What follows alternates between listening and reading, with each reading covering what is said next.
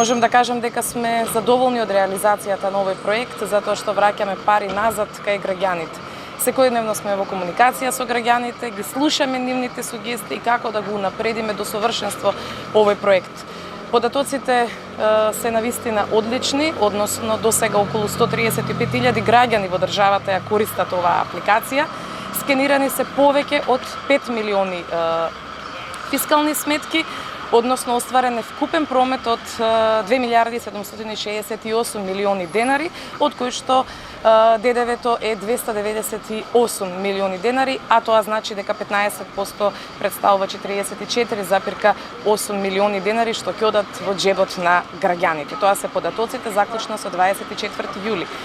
Инаку ова е уште еден доказ и за заложбите на владата дека парите назад кон граѓаните, а со повратокот на ДДВ на 15% ДДВ се создаваат услови за враќање на уште една плата кај семејствата.